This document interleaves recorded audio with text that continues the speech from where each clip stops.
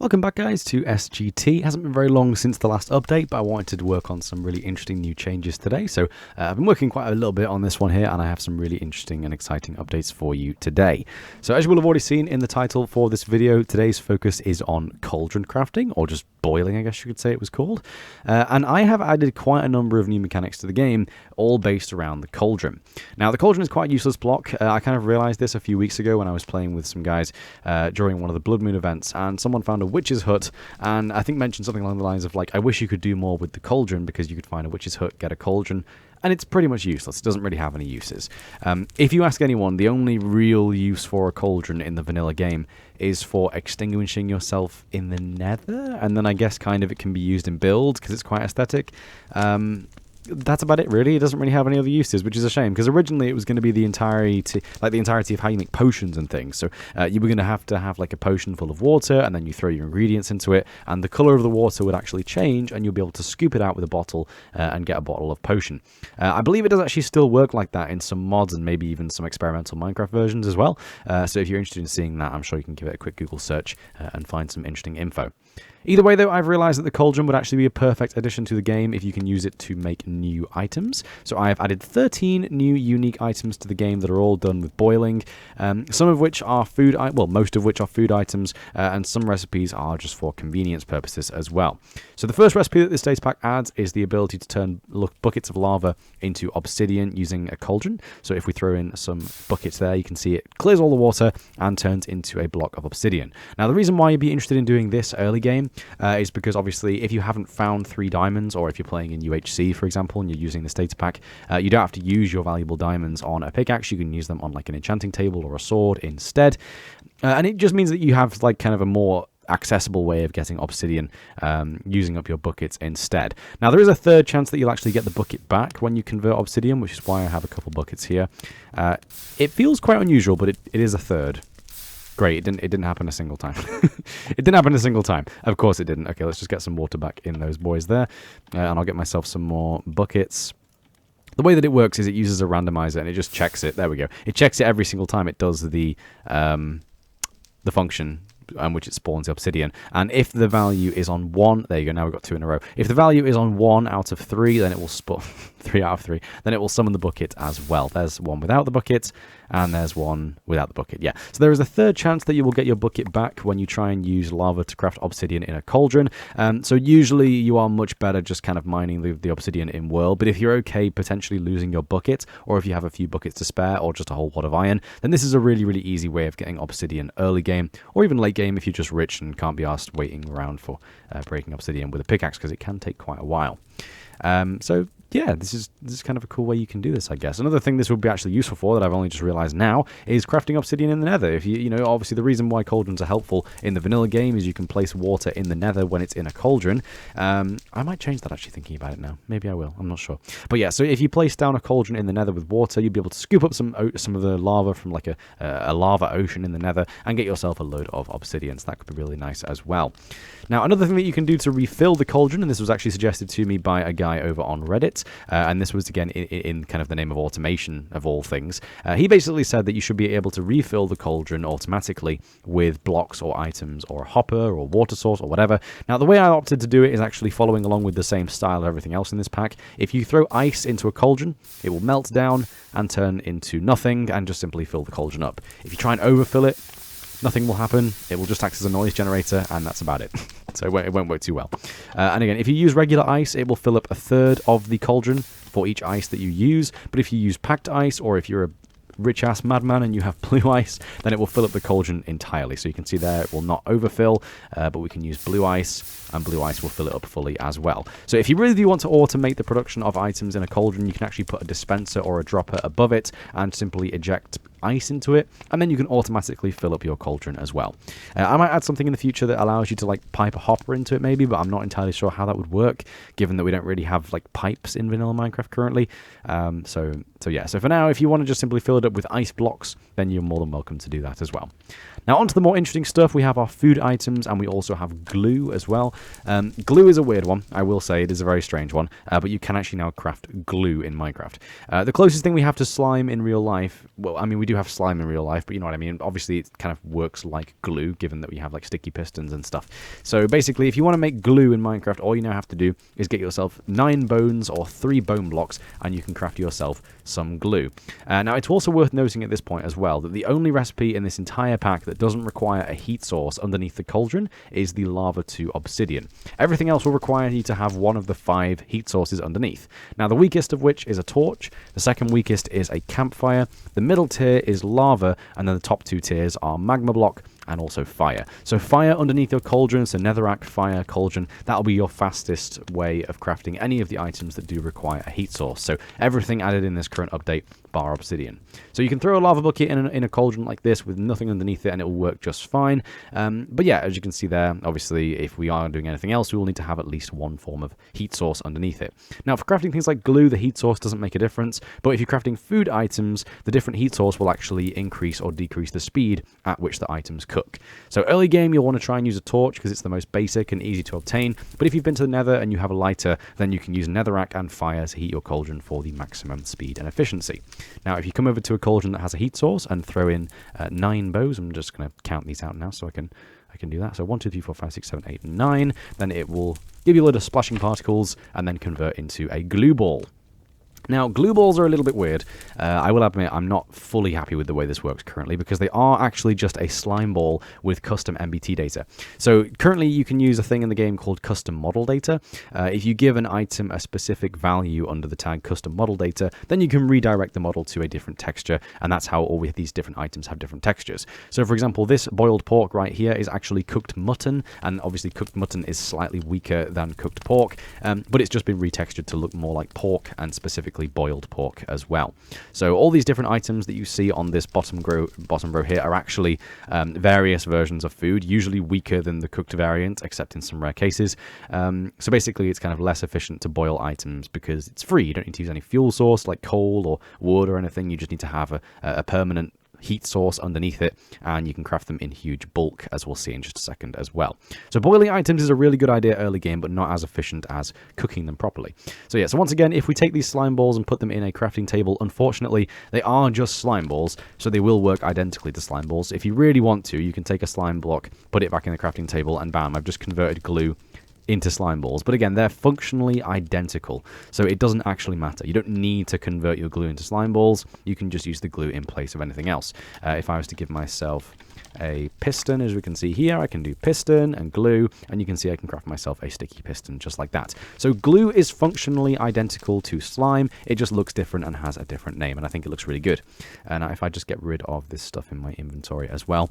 Now any of you that know how you craft a bone block, it is actually 9 bone meal, so 3 bone meal from a bone, 9 bone meal into a bone block, meaning that bone blocks are actually the equivalent of only 3 bones. So if I do 1, 2, 3, it will cook up, and we'll hear a slime block sound, and then you'll be able to go down and you have yourself a glue ball. Now, what's interesting here is, with everything in this pack, you can actually boil things in ridiculous mass, apart from obviously obsidian, because you have to refill the cauldron. But yeah, if we throw all these items into a cauldron like this, then the data pack is actually smart enough to count exactly how many items there are, and then give us the glue back with the correct value.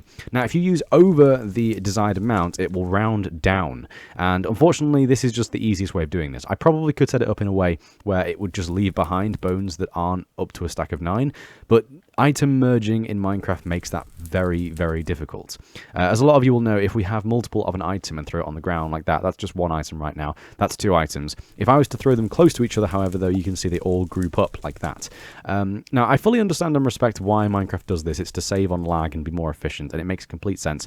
That right now is just one entity, and it instead has a data tag that says it is 9 pork. So yeah, so 9 pork all in one place. It's just a single entity, saves on resources quite efficiently. So it's a good way of doing it, but unfortunately for this specific scenario, it's a little bit annoying. But yeah.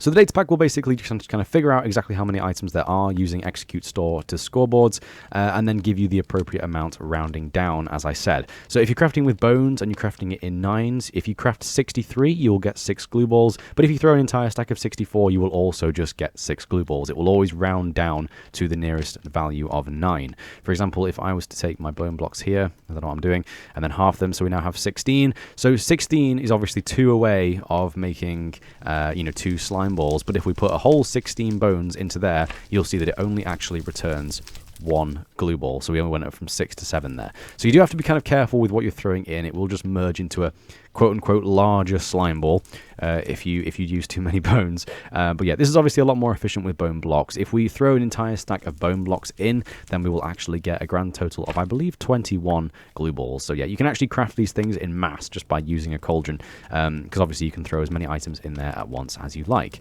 If you throw multiple stacks, it will obviously calculate them all differently. So I'm going to just quickly throw these all in here, and we'll see how that works. It's going to go pretty crazy with the particles, and then they're all going to convert, and then we'll get ourselves 63 glue balls. So there you go. So you can craft things in mass. That is one of the big things with this pack. The reason why you would want to craft a cauldron, set up a heat source, and go to the trouble of doing all this, because you can craft things in huge mass. Now, onwards with the food items, the more interesting things here. Every single food item you can see on this row is kind of lying. Like, every single food item that you see here is actually a different food item that's just been retextured to look like its appropriate ingredients.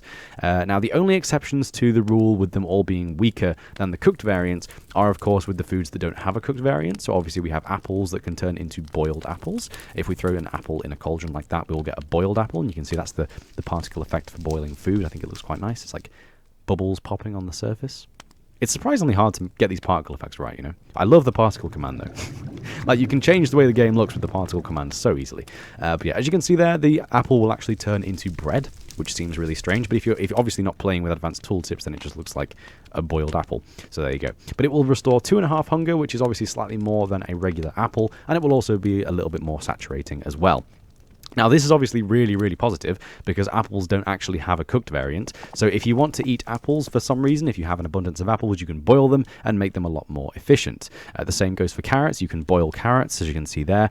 They don't have a cooked variant, so this is once again just bread. It will give you 2.5 as opposed to 1.5. So boiling carrots is actually a very, very good idea. And again, as I mentioned before, you can do it in an entire stack as well. If I was to throw an entire stack of carrots into the cauldron like that, we'll get 64 boiled carrots in just a moment. So wheat can be cooked into pasta, and this is actually credit to Endersquid, so thank you very much for the idea of being able to craft wheat into pasta. I just love the fact that pasta is in the game. There's our 64 boiled carrots, as you can see. So really, really easy way of cooking food items if they don't have a more powerful food equivalent. Obviously, we can have mutton, as you can see there. We also have hard-boiled eggs, which is interesting because I feel like everyone has a massive overabundance of egg. Obviously, eggs being quite easy to come by are only cookies. So if you actually craft yourself an egg, it will only restore 1 hunger hunch and a very small amount of saturation. The same goes for pasta. Now, obviously, bread can be crafted with 3 into... You can craft wheat into bread using 3 wheat, so it's actually slightly more efficient to boil all your wheat into pasta. Slightly more tedious because you'll have 3 separate hunger hunches as opposed to 2.5 from the bread, but technically if you want to be really efficient with your wheat, you'll actually have a much better time crafting up loads of pasta. Now, for every single other food variant, the rule generally is that it's not as powerful. So as you can see here, we have boiled cod and boiled salmon. They are bread and cooked chicken respectively, so both will restore 2.5 hunger hunches. The salmon will be a little slightly more saturating though, which obviously makes sense because salmon is usually better than cod in the vanilla game. Chicken is the same. You can see that stewed chicken is just cooked chicken. So basically, it looks a bit weird.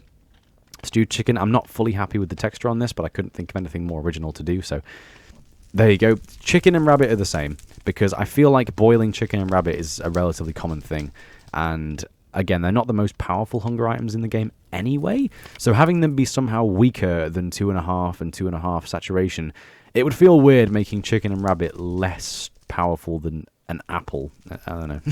So I decided to make these things just the same as their regular counterpart. Cooked chicken, cooked rabbit. If you don't want to use too much fuel on a furnace early game, then chicken and rabbits are your go-to food source. We also have boiled pork, as you can see here, which is cooked mutton, and beef brisket, which is also cooked mutton. So again, these things are slightly weaker than their cooked variant, giving you 3 hunches. Hunches? Giving you a hunch, giving you 3 hunches, yes. Giving you 3 hunger hunches and also a little bit less saturation than their cooked equivalent. Now, the only exception to this universal rule, other than the rabbit and the chicken, is actually boiled potatoes. Boiled potatoes are also cooked mutton, which means they give you 3 hunger hunches, which is half a hunger hunch more than baking a potato. So basically, if you want to use your potatoes with maximum efficiency, you would actually boil them as opposed to baking them, like so. And again, the same rule follows with mutton. Mutton is actually bread, so once again, it is slightly weaker than its cooked variant, only giving you half a hunger hunch less as well. So the food system is relatively balanced. It's a little bit kind of it can be overpowered in certain senses, but other than that, I do think it is really, really good. So hopefully you guys will want to download this and make use of it, because I think it is a really, really neat addition to the game. I've often said in the past that I am really, really against having in-world item crafting, so throwing stuff on the ground and it's sort of merging together. I don't like that. I think it's just kind of crap. Like, unfortunately, crafting doesn't have any MBT data like properties yet, so we can't actually do it so that you can craft like, for example, if I take this slime ball, what would be really nice is if we could detect the fact that the slime ball has the custom model data MBT tag and incorporate that into a recipe where we can make separate items in a crafting grid with a slime ball. Unfortunately, that isn't possible. It will just simply detect what item it is at its very base, which in this case is a slime ball, or if it was to be beef, it would detect it as a cooked mutton slice, for example. So basically, it can be a little bit difficult to get these things to work properly. It's just kind of annoying that, like, we can't really do much with crafting recipes right now. But yeah, I had this kind of like spark of idea where I'm like, well, you know what? The only thing that does make sense with in-world crafting is throwing stuff into a cauldron, because it's kind of like a semi-interactive block now, I guess you could say. So yeah, so if you want to throw your food items into a cauldron and cook them all up in a ridiculously fast amount of time, but make them usually slightly weaker than their regular variants, then you can now do so. If you don't want to have this function turned on, but you do still want to have gameplay tweaks installed, you can also just do function Skaliber gameplay tweaks, settings, cauldron boiling, and you can turn the entire module off. It will say cauldrons are almost useless again. If I was to now take a stack of raw chicken and throw it into a cauldron, you can see that there are no bubbles, no particles whatsoever. The food items are not being cooked. But if I press it again, as you can see, the bubbles will start to rise, and the chicken, the rabbit, is now being cooked as well. So yeah, so it's a nice module. I really like it. This was actually relatively difficult to set up in some scenarios, but for the most part, it was actually really fun to do and really rewarding as well. I really like this module. I think it's really, really cool. Like, I've added a new crafting station to the game. Like, how cool is that? I love it. But yeah, more of an early game feature for a lot of things, because obviously you'll be wanting to cook your food properly late game. But yeah, if you want to craft obsidian early game, or get some early game slime balls, or get some early game decent food, then you can now do so with a varying different cauldron setup things, magma, lava, fire, torches, whatever you want to use. It all does work, and it all gives you different bonus effects. So yeah, so what's kind of coming up for this module as well is I've kind of realized I could obviously add in things like multiple food items combining to make stronger food. So say, for example, the only idea I really have right now is we do something along the lines of like stewed chicken and a boiled potato and a boiled carrot. If you were to put all three of those into a cauldron at the same time, then it would craft a new item, which is something like, I don't know, chicken dinner. And what it would actually be would be a steak or cooked beef, which is, the most powerful food item, bar like a golden carrot. And then it would just be retextured to look like the chicken, the potato, and the carrot all combined together. And that's something that will be relatively difficult to set up, but it is something that I want to have a go at in the future. So maybe in a future module of SGT, we'll have something like that. But for now, you can just have one-off food items that have been cooked through a little bit differently. So yeah, thanks for watching, guys. I hope you enjoyed this edition of SGT. I certainly hope you give this a download and try it out for yourselves, because it is very cool how it works in world. And as usual, if you have any suggestions or any bug reports, please do feel free to join the Discord, and I'd be happy to speak to you there about it as well. So thanks for watching, guys. I hope you enjoyed this module of SGT. Download on my website as always, and I will see you soon for some very cool new stuff. Thanks for watching, guys. Take care, and bye-bye.